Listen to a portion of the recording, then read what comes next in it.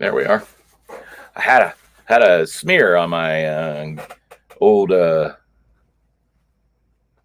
glasses. Couldn't see nothing. What do we got here? Paula Scholl. Good morning. First on the board, Paula. You win first prize today. That's it. You win first prize today. Good job. Betty Carlson. Good morning. Bob Dewey. Randy Carnes. Good morning. Morning, boss. Right back at you. Jeremy Hunt. A fine good morning to you as well, my friend. Steve Dietering. Good to have you on the show, Steve. Dave Bichard. Good morning. I need a coffee today. Today, what is this? Wednesday? Is it still Wednesday? Whew, hard to believe. Sue Francis. Good morning. That's my aunt. And then Karen Buzzard, that's my ma. Everybody, what's your damn language? Thank you, Scott, for that excellent information. So I was out late 2 nights in a row. I haven't done that in over a year. That's crazy. Like, and when I say late, like home by 11 late, like not like, oh man, what time's the sun coming up kind of late. Dave Bichard, good morning. Sue Francis, good. Karen, Eddie Ambras, my good old Aunt Eddie Ambras, good morning. I'll assume the Do Less band did nothing over the overnight. No, just didn't do it. They did less. Gretchen Blystone, good morning. Kim, good morning. Keith, can you hear me? I don't know. Are you in the same office anymore? Wow, that was hot. But it was interesting. I was thinking about it. I was talking with Scott. You know, everybody loves Scott. That should be the new show. Everybody loves Scott. Paula Jack, good morning. Ruthie, good morning. I hope it's nice and warm up in Cleveland. Doesn't feel all that warm here in Ohio. I'll be honest. I was out earlier. It didn't feel that bad when I first went out. And then when I went out again, and I didn't wear a jacket.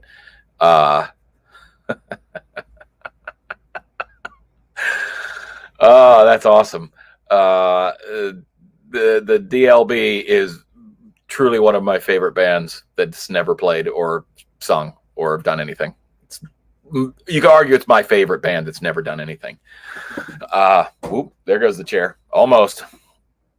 Julie Stover, yes, out late on a school night. I've decided, I'm cheap.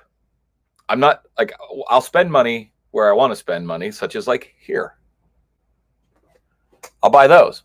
And honestly, if I'm being honest, in the guitar player world, nothing there is outrageously expensive. Guitars are like anything else. You can spend as much as you want to spend, and you get the ones that are like, you get in the Gibsons, which is, like right there. That's a cheap one.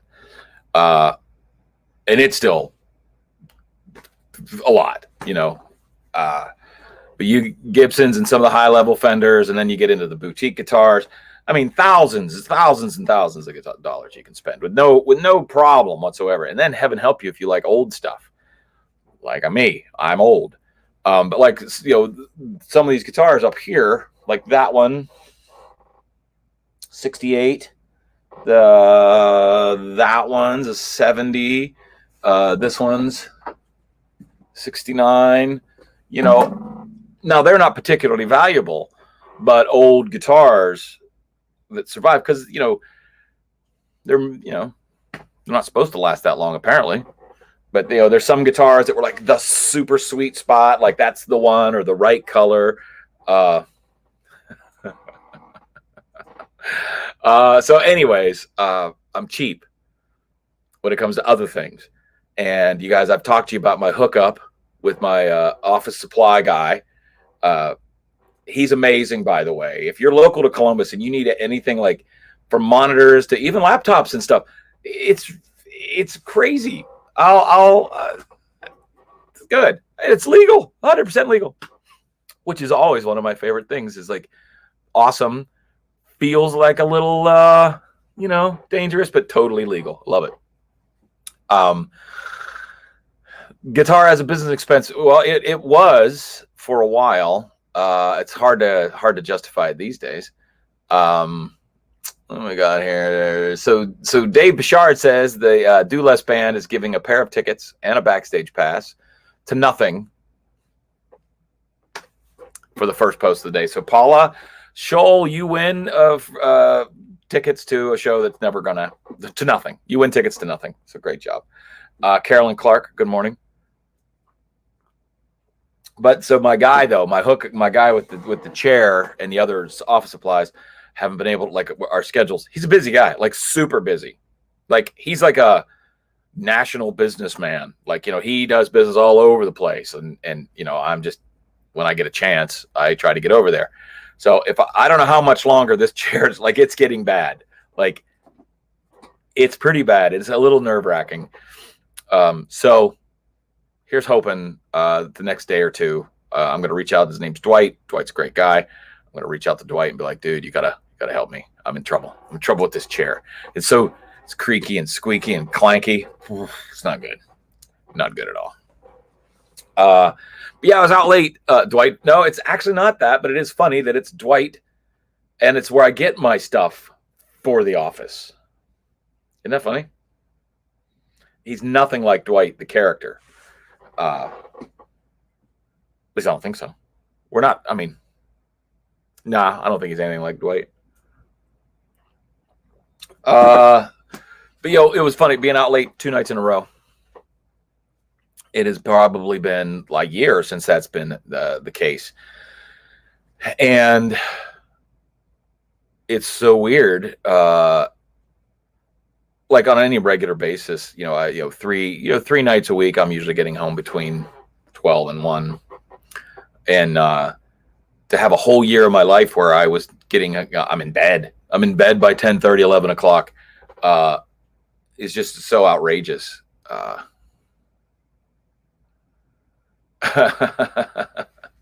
Yeah. I was out way past 9 o'clock. And it's, it's funny. What I was thinking about, like, it's been a year and it's like, so what it was February, what is it today? 10, something like that. February. Yeah. Good guess. Cause that was a complete guess. I had no idea. But, February 10th of last year, we were talking about this a little bit, like it was in the news a little bit. And, there was this, podcast guys were talking about this pandemic and the coronavirus. And,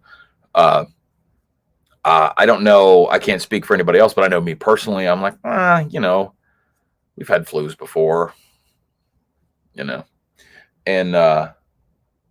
how bad could it be?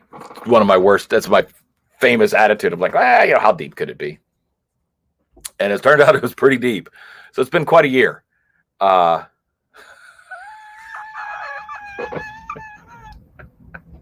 The conversation that's going on in the comment section, for those of you watching on YouTube, Dave Bouchard and Randy Carnes and Eddie Ambras apparently are the brain trust, the nerve center of Do Less Band, DLB. And now they're doing t-shirts. I mean, look at that. Look at that quote. Is that not incredible? And then Randy,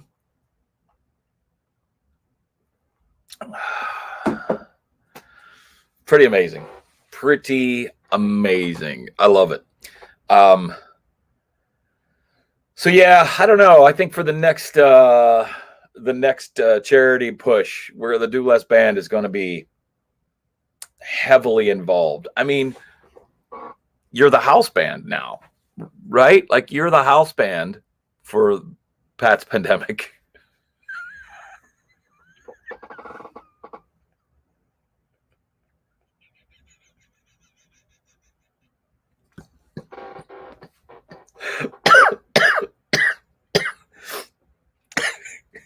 Scott, you almost killed me, Scott.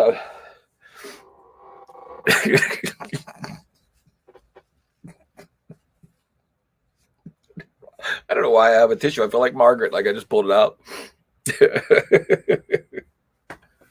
Oh, it's cleaning my glasses. Margaret, by the way, was my grandmother, and she always had a tissue right here Didn't matter. Clean, not clean, doesn't matter. I don't know. As far as I was concerned, it was always clean. You're like, sneeze, whatever, Margaret, like, whew, like that, fastest. Yeah, James. I mean, it feels like you're a perfect match. I mean, I can't wait to not hear this band. I can't wait till they don't play.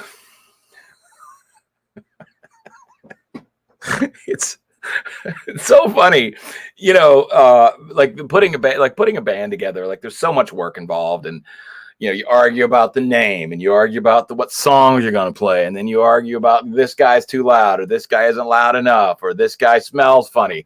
Why is this guy always bringing Cheetos to practice? So I've heard,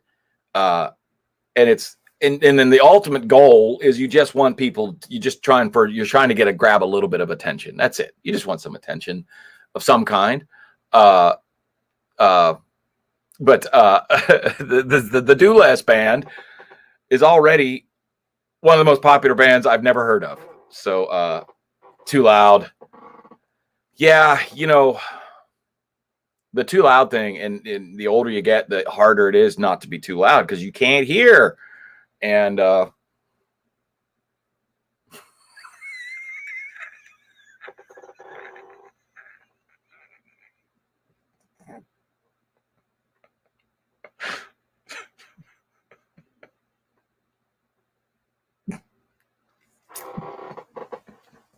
I feel like Horatio Sands in a Saturday Night Live skit. I can't stop laughing.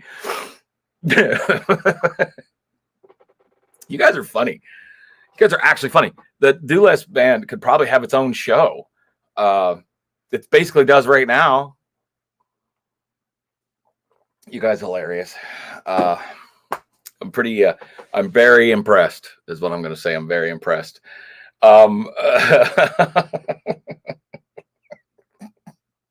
There's so many things that we just won't do. It's amazing. It's amazing the things that won't do and won't be released and won't be whatever. I can't wait to not hear your Spotify playlist. It's going to be amazing. It is really something. You guys have something special going on here, and I appreciate it. So it's Wednesday. It's been a week. It's about it. Nothing's really exciting going on. Weather's blah.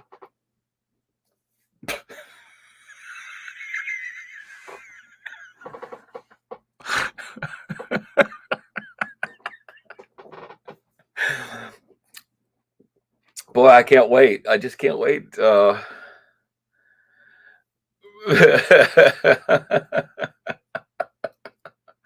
Right. Casey, the MTV is not an MTV notify. No, see, everybody, even Karen Buzzard jumps in. I'm very not impressed. Load-ins are super quick because we just don't, says James Ranke. This is amazing. You guys are awesome. I needed a good laugh today. You guys are hilarious. Casey, by the way, do you know why does anyone know why MTV stopped playing music? There's a real answer. I'll give you a few seconds to respond to it. And I'll tell you, the short answer is always it's money, but that's why. No one seems to know. I'll tell you. All right, I'll tell you why. So I thought that was the one. Thought the chair thought it was done. There we go. So MTV, when it first started, the format was unprecedented. No one had ever really done this before. There was a few shows that played some music videos, but an actual 24-hour network of music, never been done before, music television. So these bands made these videos, and then the show, the network played the videos of the bands. And in other mediums, and for example, like radio would be another, like a broadcast medium, every time that song gets played in a market, there's an amount of money that goes to the people that own the intellectual property, the IP. So they've written it, or they own the not production. No.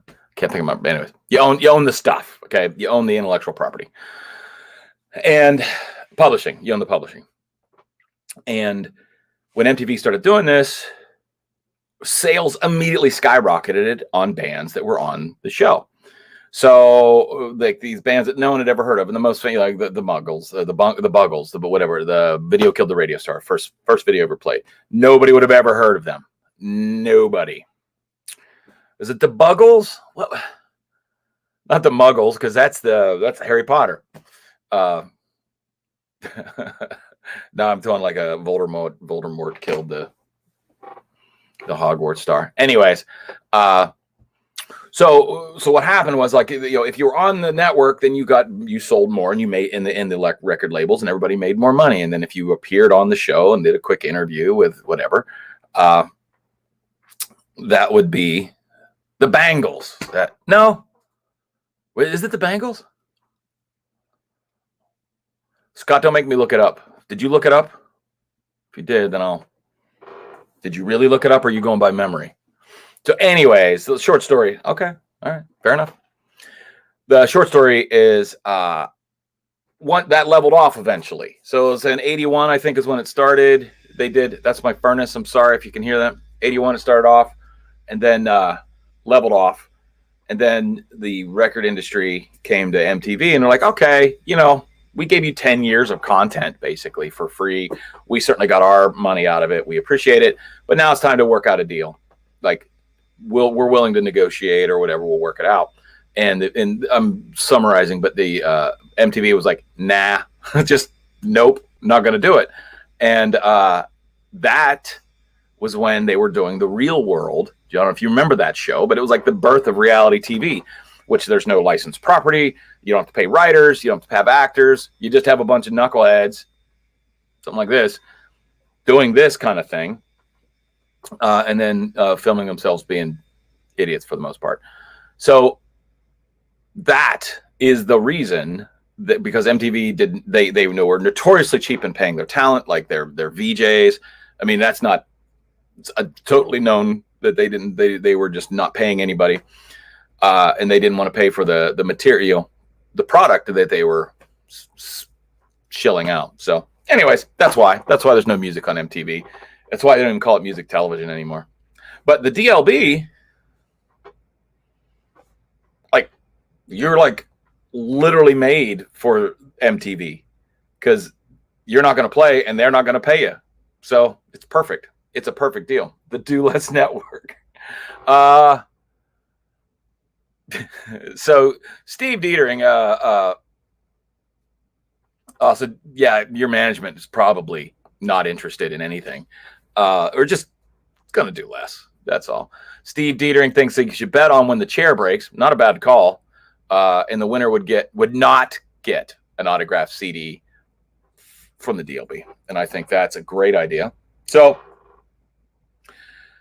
I don't think the chair has a week left. I'll say that. So by next Wednesday, I'm going to have a chair sitting here for when this one breaks. But let's say, just pick a day. I'm going to say it's going to make it Tuesday. I think that's it. I think that's all I got left, because it's really super. Like, now it's like super wobbly and clunky, so it's not doing well. Let's see. I knew I was right. It's the Buggles. It's not the Bangles. Just saying. I knew that. Do you know, like, when I was in college, education, my bachelor's is in communication, and we studied MTV, and specifically, yeah,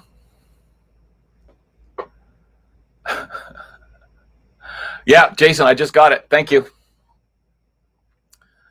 So there's a lot of not betting going on. The chair is definitely sketchy. You're right about all of that. Well, hey gang, I'm going to get moving. I got stuff I got to do. I know you guys are all super busy and very important, and you have probably less to do than me. Or, well, you're just going to do less. I'm not saying you have less to do. You're just going to do less. It seems like that's the theme of the show. I was outside, took my coworker to work. Yeah, dude, the chair is crying. You're not wrong about that. So I went out twice. I'm going to say it feels like, I don't know, 19. I'm going to say 19. It feels like 19 because I had this on and I was a touch cold. So it feels like 8. For where? Is that Ohio? Reynoldsburg? Yeah, that's Ohio. It totally doesn't feel like that. That feels like person should be out of a job. I should be the feels like person. So I don't have the background for it though. I mean, I'm not a scientist. All right, everybody. You've been great. All of you. I can't wait to not hear the Do Less Band. I'm not gonna have my booking agency call you. And thank you, Pam. I'm gonna stay safe and warm. Pam, did you ever get your studio working? You making some music? You should. Grabbing a blanket and enjoying a coffee. That's what I'm going to do right now, and I'm going to get to work. I love every one of you. Thank you for being so hilarious and so amazing and so entertaining. I was telling somebody about the show last night. They were unfamiliar with this, and I'm like, it has been a gift that keeps on giving, Clark. Like, this is like this show is the donut of the month club for me. And it feels like we're all helping each other out. We're all here, lending hands, doing less. I love it. I love every one of you. Even you.